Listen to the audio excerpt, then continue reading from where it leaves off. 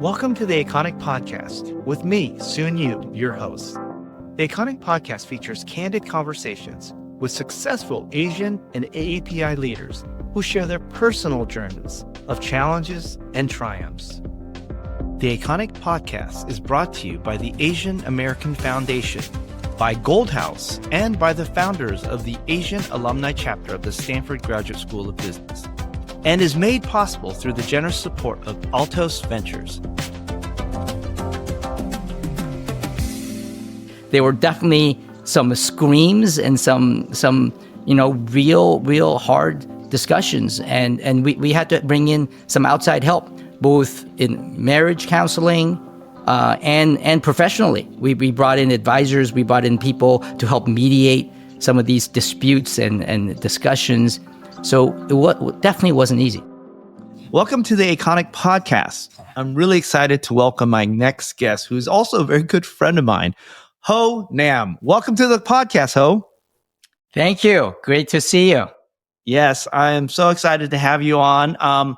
Full disclosure, this podcast would not be possible without the generous support of Altos Ventures, which obviously Ho is one of the managing partners for Altos Ventures. And in case you don't know much about Altos, it is actually one of the most storied investment firms, not only in Silicon Valley, but obviously in Asia. They had many important exits. Some you will be familiar with, such as Coupang and Roblox. And the thing that you might not be as familiar is they've been actually around for over 30 years. And we'll talk about that. We'll talk about how a lot of the success, I think you've had like 9 to 10 unicorns in the last few years, and incredible acknowledgement by the investment community for having, I think, bucked the trend in terms of how you guys do investing. And again, we'll dive more into that. But Ho, I just want to start out in the beginning. You actually grew up not in the US. You actually grew up in Korea. Talk a little bit about growing up in Korea. Yeah, well, I was born, like say, in the 60s, 1966 in Korea. And this was in our original funding pitch for our first Korea fund, which we raised in 2013 or so. In the 60s, Korea's per capita GDP was lower than that of Ghana and many African countries. So it was literally like a dirt poor country. And that was when I was born. So I don't know if I really have great memories of it. But even by the time we immigrated in 1975, I think the country had made a lot of progress, but it was a pretty poor country. And you were, in 1975, you were probably about 9 or 10 years old at that time. I was 9 when we immigrated. Tell a story about the idea of your father, that the journey to come to the U.S. actually happened many years before you actually immigrated, that your father actually had an experience come to the U.S. Talk a little bit about your father and how he actually ended up coming to the U.S. to actually experience it and then decide to move the family over to the U.S. Yeah. So, my father's journey starts, he grew up in a farm in a rural area far outside of Seoul. And in following the Korean War, the country wanted to kind of educate the next generation of leaders, and they modeled this military academy after West Point, Korean Military Academy. And they did a nationwide search to kind of recruit students for this academy. And it was a national test. And my father scored well on that test, I guess. And he was recruited, found from this little rural town. And so he was part of the first 4-year graduating class. There were other people who graduated in 1 year and 2 year and 3 years. He was the first class with fully going through it in 4 years. And shortly after that, he was the best English speaker amongst his classmates, I guess. My wife will laugh at that because his English never got to be that good. But he was sent to the U.S. in the 50s and got a chance to see this amazing country. And he just always had a dream of one of these days going back to the U.S. And he thought, that would provide a better future for his kids, for himself maybe as well. But it wasn't until 75 when he had 3 kids, and he finally convinced my mother to immigrate. That was a difficult one, and he definitely needed my mother's consent, because it was not through his skill set or his connections that got us the green card. It was my mother, who was a nurse, and there was a massive nursing shortage in the U.S. There still is a massive nursing shortage, so that problem has not been solved in 50 years. But that's what got us the green card, basically. That's truly incredible. You think about your father graduated from West Point. I'm sure he must have been a very high-ranking officer in the military, both for the fact that he went to West Point, but also for the fact that he spoke English so well, given the strong partnership that the U.S. Army had with the Korean Army. And yet, even with that, he saw an opportunity to move the family. He probably had a very prestigious role within Korean society, and yet decided to move the family to the U.S. And yes, thank goodness. It is kind of remarkable, because when we came back to the U.S., we'll talk about that a little bit. They left a lot behind, and so talk about that. It's a hierarchical society, and he was part of that first graduating class. I mean, two of his classmates, and one of them was a very close friend, became presidents of the country. Wow. Now there's a lot of controversy related to that, because both presidents ended up, came into power through a military coup and ended up going to jail afterwards. But it was kind of the society that the military ruled for a really long time, and then eventually made this transition a very peaceful transition to be a full-on democracy. But leaving all of that behind, and the connections and the seniority of that society, to come here and you're just a nobody.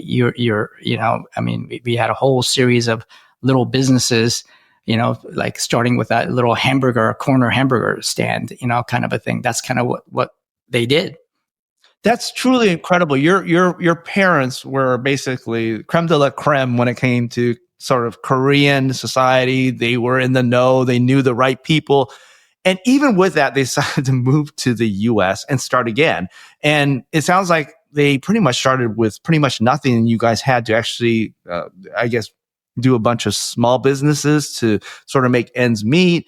Did your mom also end up being a nurse while you guys were doing some of these things? No, she didn't speak any English when she came, and some of her friends, actually many of her friends that came over, they all came here on the nursing visa, and they became nurses. But my mom became this entrepreneur. She was just helping out my dad in the first business they bought together, that hamburger stand, and then they opened a series of other businesses. The business that my mom ended up running was a Hallmark greeting card store.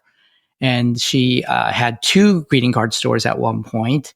And so she became a more successful entrepreneur and business person than my dad. I mean, when I was growing up and they were paying for schools and all that stuff, it was on the back of my mother's success as a business person that they were able to afford tuition. I was still a scholarship kid at boarding school, prep school that I went in the East Coast, and through college as well, but it was still expensive, just the travel costs, and it wasn't not a complete full ride, and so it was a huge burden. And that without my mother's business, there's no way they could have paid for those things.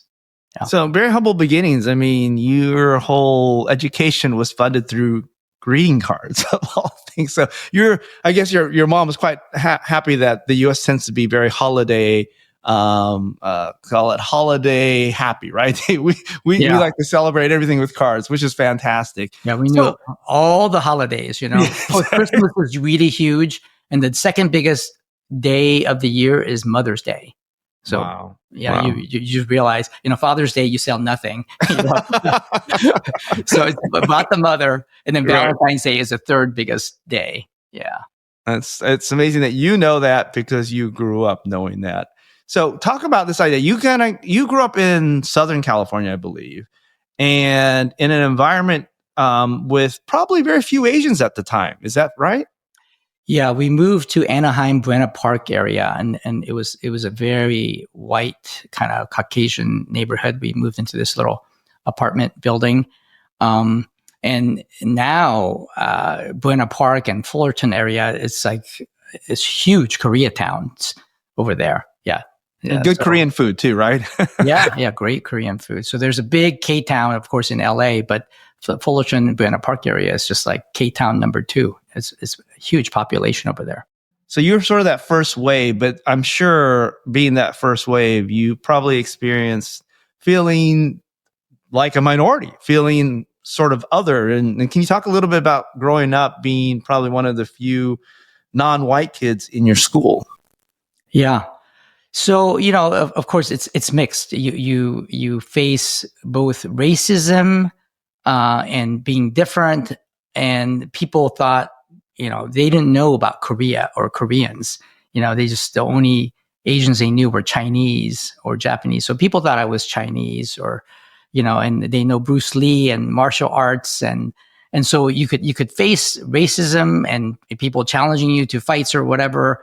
All the way to people who are just so welcoming and incredibly generous, helping me out. I remember this one woman who was a volunteer at the school. I needed a lot of help because I didn't speak any English. And she would spend her time after school hours helping me kind of get up to speed, learn English. And you have amazing people like that. She invited me to her house, I remember, and seeing this amazing set of toys, and they had this racetrack and train set. I mean, I'd never seen such, amazing toys in my life. As a kid coming from Korea, it's like, oh my God, this is like the most fun thing I've ever seen. But it's kind of my memories, both very positive and negative. I tend to kind of remember the positives and kind of blot out the negatives, but there were definitely, name calling and, people slanting their eyes and all of those kinds of things. It's just so common. It's kind of what we all grew up with in the 70s and 80s. Yeah. Yeah. Sometimes difference in anything, name, color, race, whatever. Kids tend to find great pleasure in pointing those out in cruel ways, right? Yeah. Fully experienced it also.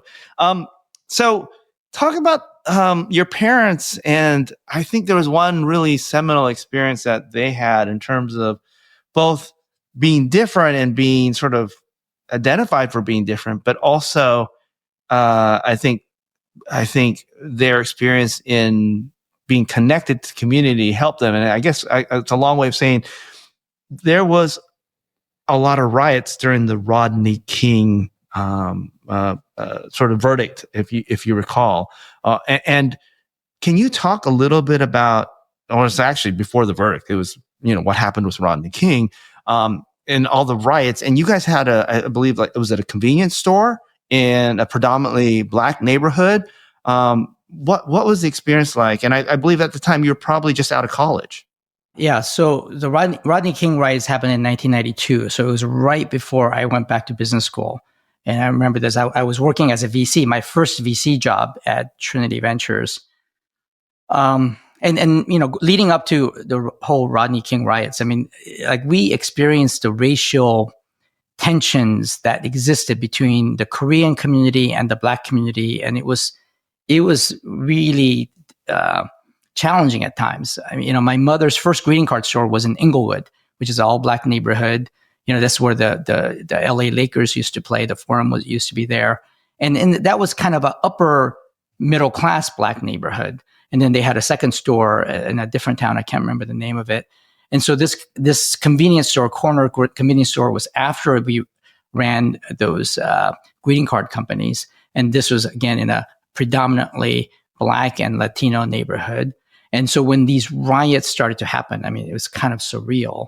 And so what happens? I mean, do my parents, for their safety, not even go to the store?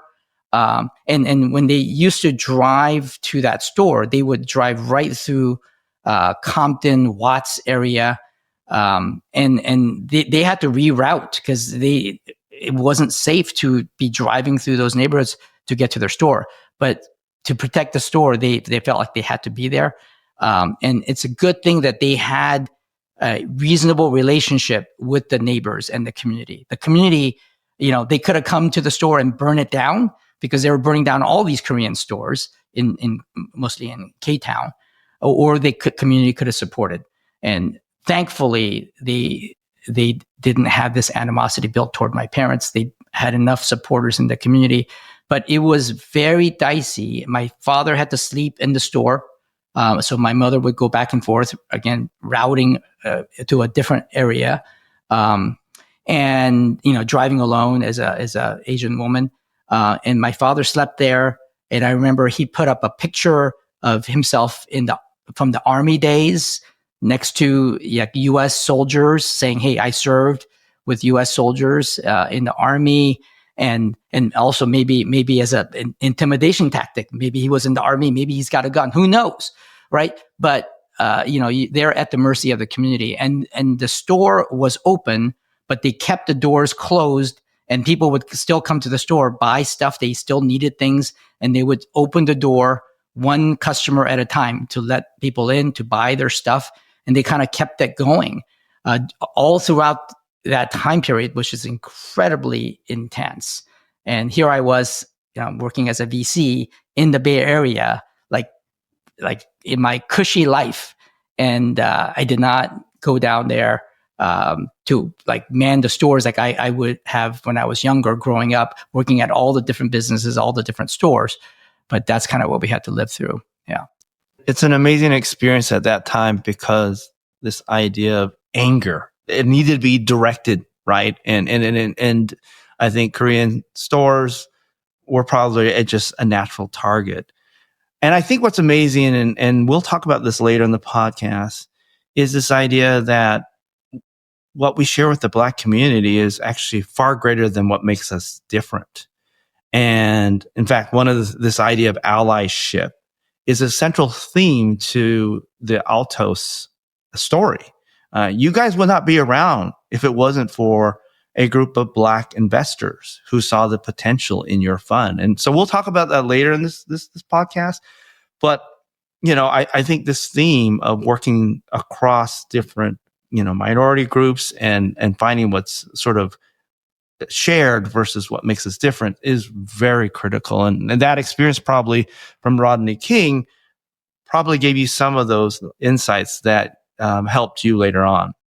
Yeah, these connections that happen across communities, it doesn't happen one community at a time or at a very high level. You can't force it. It's one individual making a choice to be kind, to help another individual, to build those relationships.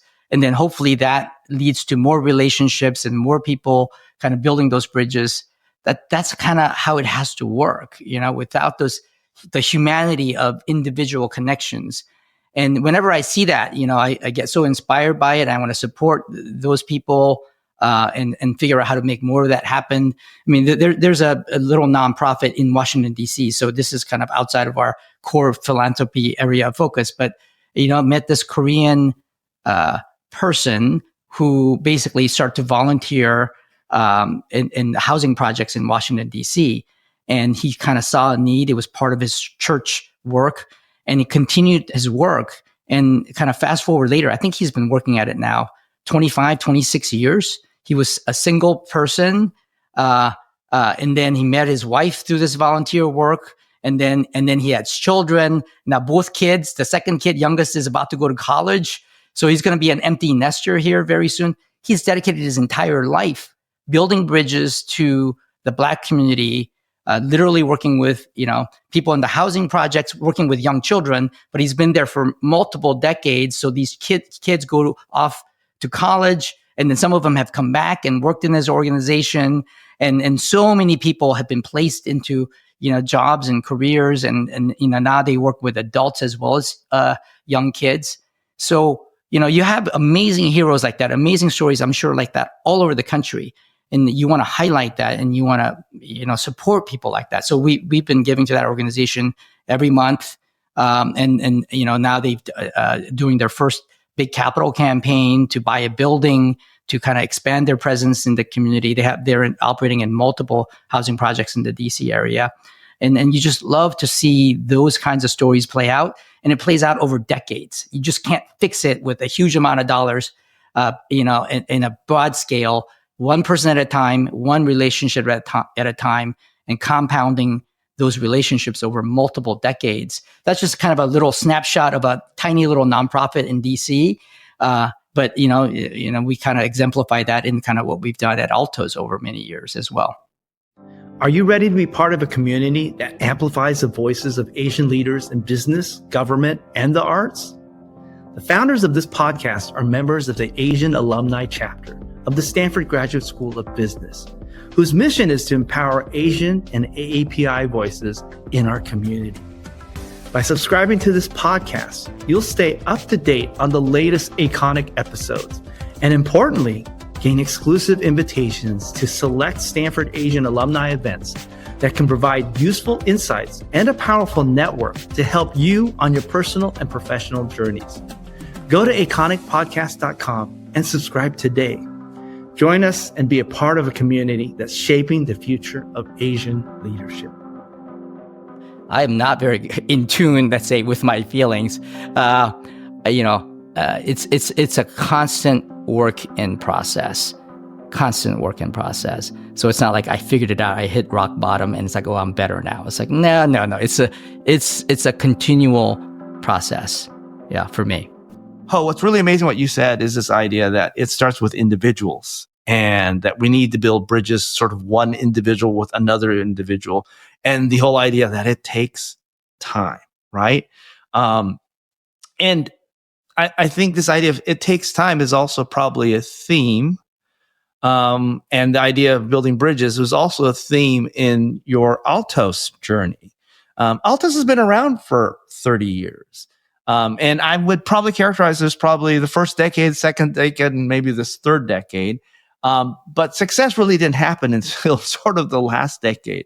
Can you talk about that first decade and what it was like and the struggles that you experienced in that first decade? So technically, we've been around 28 years. So we're definitely in our third decade. So we got started in 96. And the first decade it's a real mixture because we were riding the internet bubble from 96 to 99, 2000. And so in the beginning, it seemed so easy and so good. We thought we were so good. And we had a list on the board. My partner, Han, wrote a list of all the different IPOs we had pending. We had like a half a dozen IPOs.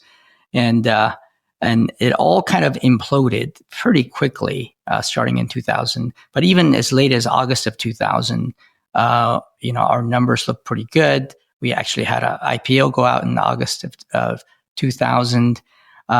But that implosion, the next several years, that was a really difficult time. Yeah. And when we tried to raise our next fund after the 1999 fund, it took us an extra, we didn't raise the next fund until 2005. So it took you 5 years? Yeah, about 5 years. Basically. 5 years to raise a fund when it's supposed to take, 6 to 9 months? Yeah, well, our first two funds, we were so lucky, right? We had a single LP. So we didn't even have to focus on raising a fund. And then we had to face the market realities. Although there was a moment in 2000 also where we had to raise a secondary fund where our original LP could no longer meet the capital requirements or commitments that they had made. And so we did get a secondary deal done with HarborVest and some other institutions. And that deal, even though that was in 2000, that was after the bubble started to crack, that deal happened in a matter of months. It happened very quickly, and it happened with a premium pricing instead of a big discount that you see in the secondary markets today. That was still close enough to the bubble, and our numbers look good enough where they actually paid a premium to take over the capital commitments that our LP could not meet. So it's a very interesting period. And we again, did not have to worry about fundraising. And when we did have to finally raise some money in 2000, we were able to do it in a couple of months. So it was a very rude awakening to see the bubble kind of play out year after year after year, 2001, 2002, 2003, and realize, oh my God, we may never raise a fund. We're literally fighting for survival at that point. So your first 10 years was sort of a high and then preceded by an incredible low, right? Your first, 3 to 5 years were raise one fund, raise a second fund, raise a secondary on top of that, get great pricing, have sort of simple LPs to work with, and then have a full chalkboard, it's probably more a whiteboard, right? Of a dozen IPOs that are just around the corner, right? And in fact, we even have one in our pocket. Of course, then you had to wait 6 months to figure out whether or not you cash that out. And then the entire internet bubble just popped. And obviously you guys suffered from that because your first 2 or 3 funds were all tied up in all those potential IPOs that then also popped with the whole internet. And so you're sitting there and now you're almost 3 to 5 years into trying to raise this next fund. That's a long time. That's literally 10x of what it took last time, right? Why don't you just give up? Why don't you just take a job somewhere else?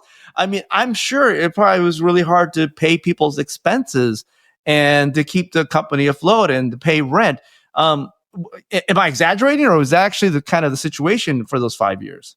That was exactly the situation. And we get to ask that question a lot. Like, why don't you just give up? And the person who actually gets that question a lot is my partner, Anthony, who joined us in 2000. So he joined you right when it was all high and mighty, and then he didn't leave a month later or 2 months or 6 months later when it all crashed. Well, he's the one who reminded me. We had that whiteboard, and of course we were recruiting him into our first hire, right? And we had been working with him since '96, since our first investment. He would remind us, remember all those IPOs? And so anyway, as those IPOs were not going to happen, and 2 of them did happen, but we still lost money on those after the lockup expired, right? Right. After the 6 months, you can't cash out for 6 months, right? Yeah. And then the bubble crashed during that time. You couldn't cash out, correct? Yeah, exactly. so I would wonder, like, okay, well, is Anthony going to stick with us or not? Why the hell would he stick with you? I mean, he just signed up for a loser here. Oh my God! And I remember, the first time we did the HBS, there's a HBS case study on Altos. The professor literally would turn to Anthony. Anthony and I were there for that first class. And you say, "You're not even the founder of this company. Why did you stay?" You had no ties, and it's amazing he did stick with you, right? Yeah, thankfully he did. Yeah, thankfully he did. And it wasn't just. In fact, you guys talk about those 5 years that probably year 1 or 2 you actually met. Talk about the one investor group that you met that actually stuck with you, even during those 3 to 5 years that they had to field calls from potential LPs saying, "Are you guys really going to invest in this loser fund that has not provided any returns?" And I can you talk a little bit about who that was and what makes them so unique? The first institutional investor to commit to our fund was Fairview, started by Larry Morse, and he participated in this podcast also that we did with all of the Altos partners. It's a very special firm that was created. The name says something. It's Fairview. They started with the thought that, hey, there are minority managers that do not get a fair shake. They do not get a fair view from institutional LPs, and the thesis was that there's a lot of talent that gets overlooked, and they wanted to back them. Now they wanted to back really, Black and Latino kind of managers. And Larry was, and his partners were all African American, right? They're all African American, yes. But somehow they met us, and back in those days, the Asian. This is before AIM got started. Right. It's an investor group for private equity, venture capital, kind of fund managers to connect with LPs, institutional LPs. And so before AIM, there was an organization called NAIC, and that was a similar kind of organization that was trying to help these minority managers raise their first institutional funds. And they were involved with NAIC. The founders of Fairview, and decided to kind of start their own fund of funds to make direct investments in these minority managers. And back in those days, again, Asians were not necessarily the target, but we were not excluded. We were welcomed into that community. We're incredibly grateful. Actually, one of my partners, Brendan, was on the board of NAIC for a time as well, working with them. Brendan Kim, right? Yeah, Brendan Kim. And so they made a commitment back in 2003. So 2002, 2003. So it took us many years. Now, 2003, they made a commitment. But this is what happened, right? It looked like they stuck their neck out. Maybe they got egg on their faces because they really believed in us, but nobody else did. So they were year after year, they were the sole commitment you had. They made a commitment. They did not, we did not have enough commitments to do a closing of our fund. So year after year, they had to kind of renew their commitment, and they're kind of holding their capital for us, which puts them in a really difficult situation. And they could have pulled out. We were afraid that they might pull out at any moment. It's like, hey, we committed, but you can't raise the rest of the fund. And so you have no critical mass. We're going to just have to pull the commitment. And that would have ended us. And in most situations, that's what would have happened after 12 months, right? The money sort of gets stale. You kind of say, I don't believe in these guys. They can't raise the rest of the money. That probably says something about Altos, right? You guys are losers is probably the conclusion. Yet they stuck with you. They stuck with us. And not only that, they fielded calls from other potential people kicking the tires. Is that right? Yeah. I mean, they were our first backers. So it's like, why, what kind of work did you do? And what's your thesis? Why did you invest in these guys? And so, we had enough investors then around the table by 2005 to finally do a close. But the fund size, after raising a $50 million fund and a $100 million fund at the peak of the bubble without any effort, very minimal effort, we raised a $68.888 million fund. The 888, right? That's a very Asian thing. Because 8 is a lucky number, right? For Asians. And we literally could not get to $70 million. I mean, it's like, we'll round it up. We'll personally invest more. And we got to 68.888888. And we had to commit 5% of the capital ourselves. And that's kind of where we closed it. And we were fortunate. We had an anchor LP come in toward the end that really helped us get to the finish line. And that was a university endowment. And so we're extraordinarily grateful for both of those LPs. And that endowment is still with us as an LP almost 20 years later. That's amazing. So your first fund, let's face it, didn't do that well. The second fund didn't do that well. This third fund took you forever to raise, okay, based on the lack of success from the first two funds, right? How did the third fund fare in terms of success? The third fund did not do well either. So you have had we would say three strikes. You have 3 bad funds in a row, and then, but of course, it took really long time for that to play out. But the thing is, by the time we got going on the third fund, again, we had honed a new investment strategy. Yeah, talk about that. You had a different investment strategy than everybody else, right? Yeah. So really, our thesis was during the bubble, we were this feeder fund that operated with other mainstream VCs.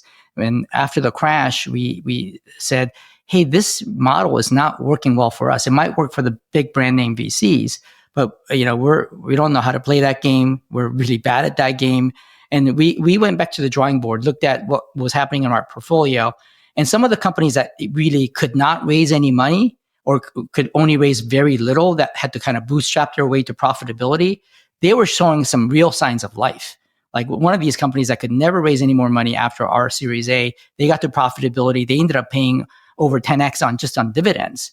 And that was around the time that I started to go to the Warren Buffett meetings in Omaha and really got, down the rabbit hole on value investing and fundamentals investing, and just went back to the basics of building real cash flow positive businesses, right? That did not require huge amounts of funding, and play this kind of venture, what I called the venture lotto game. I published a blog post back in 2006. Our listeners may not understand the idea of feeder fund. I'm just going to explain it as I understand it from a layman's term. The idea of feeder fund is this, that you guys find an early investment, you put in the money, and then you literally grow it to the level where then you bring in somebody else to then provide subsequent funding. Is that what you mean by feeder fund? Yeah. And we got pretty good at that in that, especially, well, it was easy during the bubble because everything was going up and to the right. And we got very good at working with early stage companies, helping them find product market fit and helping position themselves for the next round of funding. And we had a pretty good nose for what the mainstream VC community wanted. And we would get the companies, make enough progress with those companies to be able to raise the next round at much higher prices from famous VC funds, let's say, right? That is not building companies. That's not creating real value. That's playing this kind of little venture game that a lot of other feeder funds play. And, because it takes so long to build these businesses and it takes so long to figure out whether or not you have something, that everybody's playing this short-term game. We were playing that short-term game of just getting to the next round and then calling it success when you have some famous VC come in and pay 2-3 times higher price. We got good at that game, and we just realized that's not the game that we should be playing. We're playing the wrong game. So it's almost like you were a marketing firm trying to basically market, develop the company in a way where they would be ready for the next so-called stage to be handed off, and to market it in a way where obviously you're going to pay a higher price than what you guys paid for. And you went to Warren Buffett. You a couple of things that I read that you guys fundamentally started to do very differently. One, you started to realize that it isn't about the next stage. It is about business fundamentals and whether or not you're creating real value and whether that value is translating to profit or margins. And so that was sort of aha number one, is that, hey, we're going to try to get our businesses to profitability and creating real value early on. We're not going to create this sort of, shell game of, making this one stage looks bigger than the next stage until finally the bubble breaks, right? The other thing I think that was very interesting that I read is you guys decided to not also do the other game, which is part of the packaging is, okay, we had this early founder, they served their purpose, but they've kind of, the business has outgrown their capabilities. So we're going to bring in a brand name, experienced CEO and hire one of those great, headhunter companies, and that will also increase the valuation. You guys decided, no, we're actually going to find great founders and encourage them to grow with the business and actually mentor them and help them to become more than they ever thought they could be. So discuss those two different philosophies and how that is translated into your investment strategy. Yeah. That is what we call the hedgehog strategy. The hedgehog strategy. I like this. Explain. Backing these exceptional entrepreneurs that make their company, their life's work. And it was really, at the time, it was really counter to the mainstream VC strategy. If you think about some of the most high-profile successes of the VC industry, Cisco comes to mind. That's what put Don Valentine and Sequoia on the map. And they famously fired the founders and brought in John Morgridge, who was a fantastic professional CEO, and he grew the company to billions of dollars in revenues, right? And then the company that started the entire internet bubble, Netscape, the first thing they do is bring in Jim Barksdale, who's this very experienced CEO from FedEx, and took them to the promised land, right? Huge IPO. And it's like, oh my God, that thing works so well. And then eBay, the biggest success story of the entire internet industry and what put Benchmark on the map, right? You hire Meg Whitman, immediately replace the founders as soon as you make the investment, and then they go public. And it was just an unbelievable success. So that was the formula for success. And the recruiter that recruited this Netscape CEO and the eBay CEO, David Byrne, he became a partner, one of the 5 partners of Benchmark. I mean, that's how critical that strategy was, and the recruiter would have a seat at the table at one of the most prestigious VC firms of the era. That was kind of the formula. And we said, no, we're not going to follow that formula anymore. We're not going to depend on these other VCs to help create the value. And then, so we wanted to control our own destiny for sure. But even more important than that, we wanted the founder to control their own destiny. This is their life's work, and we're not going to screw it up, and we're not going to mess around with it by bringing somebody else. And we said, hey, look, we'd rather bet on the devil we know versus the devil we don't. And they have a lot of learning to do, but we had a lot of learning to do. And we'll kind of learn together rather than bringing somebody else in and say, oh, you've done it before. You show us how it's done. It's like, nah, I'm not going to depend on anybody else. And this concept of controlling your own destiny. If a founder keeps running out of money and they have to keep raising the next round and the next round and the next round, that founder is eventually going to get fired.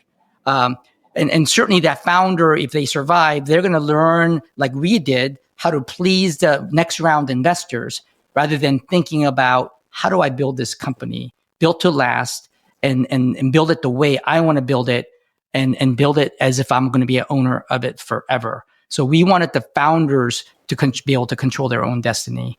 And the only way we could help them control their own destiny is by helping them get to a point where they didn't need any more funding, right? And if we could build those kinds of companies together, they have a shot at building something great. And we have a shot at controlling our own destiny, as well as the founder controlling his or her own destiny. That's such an amazing insight that you guys garnered from spending time with Warren Buffett, right? And then it was so contrarian to what was going on in the VC industry. And so you spent kind of the second decade coming to this new philosophy, getting your sea legs around it and honing it. And it's really this third decade where that philosophy has yielded incredible results. Can you talk about one or two of those incredible successes? I know you've had, I think, over 9 of them in the last few years, but all those shared the common idea of investing in a founder that actually was focused on business fundamentals. I'll tell a story about a founder that people might not know about, because everybody knows about Coupang and Roblox, which were really high-profile IPOs, and they were back-to-back IPOs on a Wednesday and a Thursday in March of 21. But there's a company that people don't know much about. The founder of Woowa Brothers in Korea. It's a food delivery service like DoorDash of Korea, and they actually got to profitability at scale before even DoorDash. Ultimately, it exited by merging with Delivery Hero, a German-based company. It was a $4 billion transaction. But before that, the founder had bootstrapped the company and got it to a point where they were doing about $2 million run rate. And we made the mistake of passing on him in the early days, and he just kept coming back, gave us an update. We knew one of the angel investors who encouraged the founder to come back to us. And when we helped him get to that $10 to $20 million revenue level, he did something so unusual. Like, we don't see founders do this very much. He came to us and said, hey, I think, we've gotten to this point, and at that we were maybe ready to take the company public, because you could take a tiny company public like that in Korea. And he said, I think you have the wrong man for the job. And it's like, what do you mean? It's like, well, I took the company to this level, but I don't know how to take it to $100 million in revenues and IPO. So you need to go find a new CEO. And this is we invested in Woowa Brothers in 2012. So he's basically firing himself, huh? Yeah. or asking us for help, And, right. And actually, by this time we had already replaced one of the Woowa brothers. The other brother was the CTO founder. And so the brother of the CEO, and we had replaced him already, brought in a more capable chief technology officer to help scale the business. So we thought we would do the same thing. And we thought he was doing such a great job. And so we said, hey, why don't we kind of stick with this thing for a while? It's working pretty well. And he had a lot to learn, and he would read tons of books, watch lots of YouTube videos, and he would have this little desk that he would move around the entire company to go into different departments to learn about what they did, to help them solve problems. He just kind of kept learning on the job. And he did an amazing job. He actually then grew the business to $100 million in revenues and profitability. And we were still not public at that time, but now we were thinking, hey, this really could go public. This could be one of our big winners. And then he did it again. He came back to us and said, well, I think you have the wrong man for the job, because I don't know how to take this company to $1 billion. And, long story short, the guy continued to build the business, continued to learn. And we just that's just one of our great examples of, hey, they don't know everything. And as long as they have the right attitude and they want to keep learning and they want help, like we could work with somebody like that. And he ended up building a company to well above $1 billion in revenues. That business that he's built now is generating like $500 million, close to $500 million in positive cash flow. So it's amazing things happen over time, but it takes a really long time to build some of these kinds of businesses. So, a word of advice based on what you just shared to our listeners, for all of you that are thinking about starting a business and becoming a founder, two things to take away. One is no one can replace that passion that you have. And so that is probably an incredible asset, and the right investment companies will understand the power of that passion and this idea of that hedgehog. The passion and the attitude. The attitude, absolutely. The second thing is this attitude of continuous learning, beginner's mindset, saying, hey, I don't know it all. And that's okay. You don't have to be, suffer from imposter syndrome, and to say, I want to learn more and I want to step up to the plate and I need help. Admitting that you need help and that you're not capable, but that you're willing to learn and try. That is such a powerful opening for growth, and not only for yourself, but for the company that you're most passionate about. So what an incredible story that you shared. Incredible success that you've had with Altos because of this philosophy. During the height of the Asian hate crimes, I was left with a sense of disbelief and anger. These feelings prompted me to write a Forbes article titled, "Who Owns the AAPI Brand?" It's clear that branding such a diverse community is difficult. Yet in the absence of a cohesive brand narrative, derogatory stereotypes and racial slurs were created. Fortunately, the AAPI community did come together and form TAF, the Asian American Foundation, to not only combat Asian hate, but to also share positive narratives that fight bias and promote belonging. TAF has launched numerous programs to support this effort, including the Iconic Podcast. Please visit TAF.org to learn more, and to subscribe to this podcast, please visit iconicpodcast.com. Join me in supporting TAF, because together we make a difference. Listening to what you're saying, there was a lot of tweaking going on in your model. And we began talking about the idea that your last decade's been great, but your first 2 decades were pretty bad. We already went through your first decade. But your second decade was actually, on you personally, probably the hardest decade for you. I think you and I have talked a little bit about this. And, part of the conversation that we're having is how leaders actually go through a certain amount of adversity, and when they actually hit a personal low. Talk about what actually happened and how, what actually was it that in the second decade made you really question about what you were doing and why you were doing it? Back to the conversations you were talking about earlier. And when did you hit that rock bottom? 16 years into our journey, and we had all these, oh my God, we're going to die. We survive.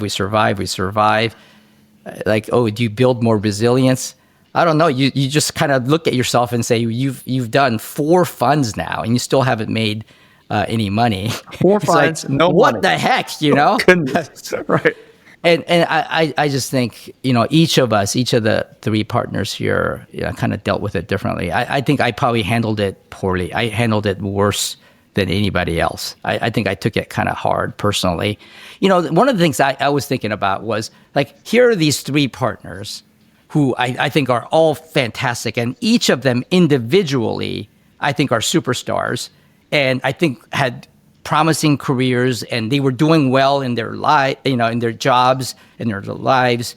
And it's like, okay, well, you get 3 really good people together in one team, and why are we failing? It's like, are we failing as a team? Like would we have been better off each individually going our separate ways and having great careers, doing whatever it is we were doing?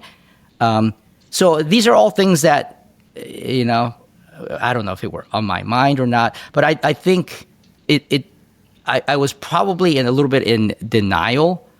In 2012, I felt like we needed more time to let some of the portfolio companies grow, and we were running out of money, so we weren't like in the mode of doing a lot more deals. We just couldn't do that many more deals. We had planted the seeds. We had made some investments in 2008, 2011, 2012 that ended up doing extremely well. One of our actually biggest early returners came in 2012, not 2008. The 2008 investments matured later.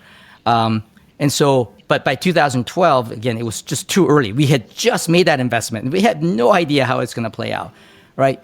So I think me being in denial and kind of being numb to all of this, I was probably just kind of not as communicative with people. Maybe people felt like I was checked out. I think where it really manifested itself is not just in the partnership dynamics, but in my own marriage.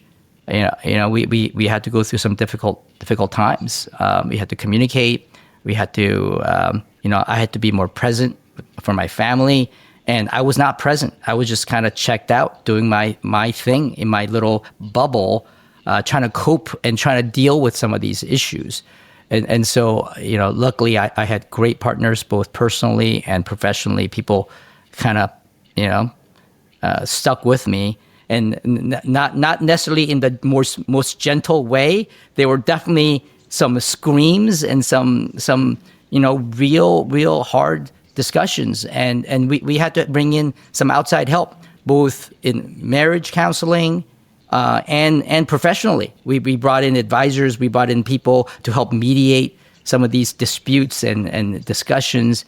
So it definitely wasn't easy. Go back to the moment when you hit that rock bottom. And I was just thinking about when you were sharing. By the way, thank you for sharing that. That was, I'm sure, a hard experience to go through, probably even harder to retell and to live again. But you went to Phillips Academy, which is like an incredible prep school, then went to Harvey Mudd, which is one of the best engineering schools in the world. You worked with me at Bain. So you've had this career of incredible success, with Stanford Business School and whatnot. And here you are, 20 years after business school, 15, 16 years into this one profession that you threw yourself into. It must have been very hard having sort of that track record of incredible success to actually say, well, by the way, I can fully understand where you would pull back. It's like, you're dealing with failure and different signals of adversity that you probably weren't used to. What actually made you say, you know what, I think I need help? I think I actually need to talk to other people. I need to bring in some counselors, both personally and professionally.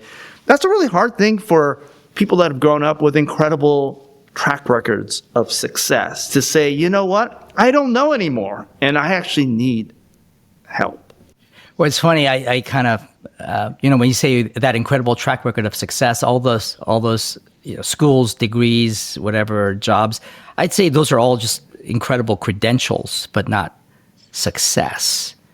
And I think, the real world teaches you something. The world, it's just like there's no guarantees of success, right? School is just, at least for me, was fairly easy, getting grades or whatever, jumping to the next hoop. But in the real world, I was like, yeah, you kind of have to figure it out. How does this work? And I don't know, it's a really good question. It's like, what made me question that I needed help and I asked for help? This is the sad reality, is I didn't ask for help. Like people cared enough about me to kind of, maybe it was like an intervention. Mm-hmm. They had to do an intervention because I wasn't self-aware enough. Do you remember a conversation where it felt like, hit bottom? Do you remember a conversation where it felt like somebody actually approached you and you felt like, this is like an intervention? Do you remember that moment? No, it was only later on. I call it like an intervention, but that's what it was, a series of interventions. And I had to, like in my marriage, I mean, it's a make or break moment. Is this going to work or not? Right. I will tell you, I mean, I've told this to many, many folks. Like if I did what Han did, going to Korea every other month and doing whatever, I couldn't do that. If I did, I would for sure be divorced today. Right. So there were some limits to what I could do in terms of work, But at the same time, it was not like I was working. It's like I was really checked out. I think I was doing a lot of, at the time I did do some writing and tons of reading and thinking, reflecting, analyzing. So I tend to kind of get into my head, probably, as a result of my childhood, like dealing with tough emotional issues. That's not my strength. I tend to kind of get inside my head and think logically, analytically through problems. And, our marriage counselor would say, it's like, oh yeah, I kind of process all the stuff that maybe most people would process emotionally, but then I kind of try to process it logically. So I'm still working on it. I'm still struggling with it. It's like I am not very in tune, let's say, with my feelings. It's a constant work in process. So it's not like I figured it out, I hit rock bottom, and it's like, oh, I'm better now. It's like, no. It's a continual process. Yeah, for me. So a couple of things there I would take away. One is at some point, whether you wanted it or not, you got help. And that was a very important part of the journey and part of trying to climb out of that rock bottom. The other thing I think you said is really important is, let's face it, there are things that we all have shortcomings in, right? Things that we aren't as good as other people or just not as developed.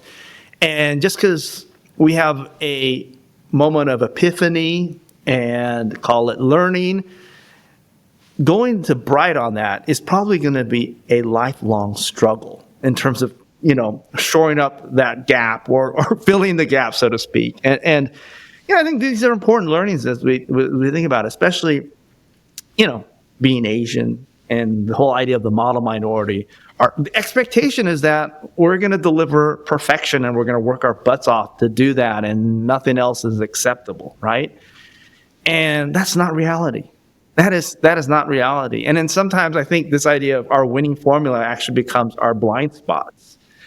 And we then actually, when we hit adversity, we dive deeper into our winning formulas, and we actually end up digging the hole deeper. And I think that's probably what happened with you. You're thinking, well, I can think my way out of this crisis, right? Versus maybe I need to feel, maybe I need to connect with other people, maybe I need to have empathy and ask for help. And so I think these are incredible lessons.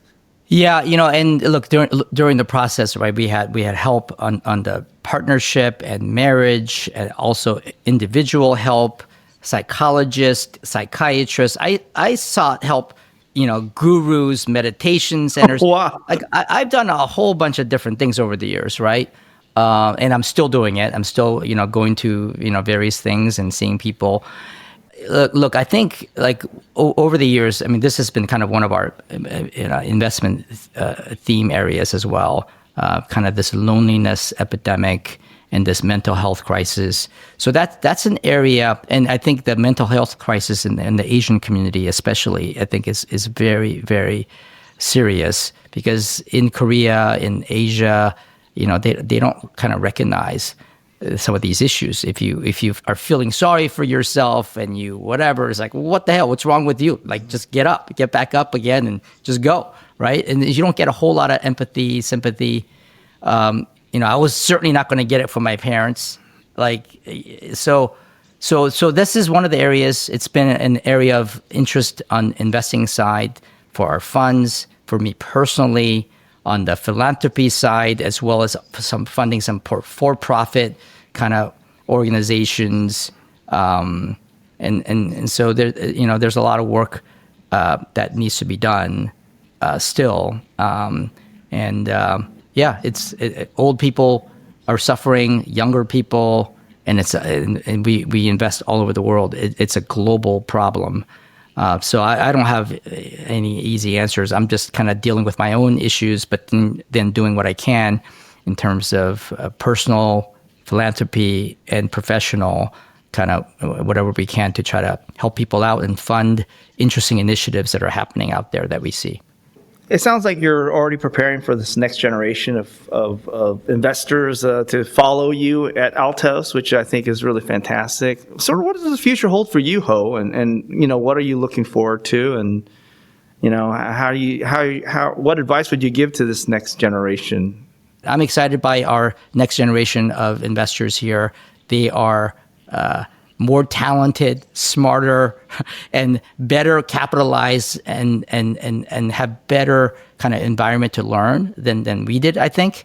And we'll see. We'll see how it all plays out. But it's going to take a long time for them to kind of go through the journey on their own and figure things out on their own, because I think there are limits to how much you can teach anyone.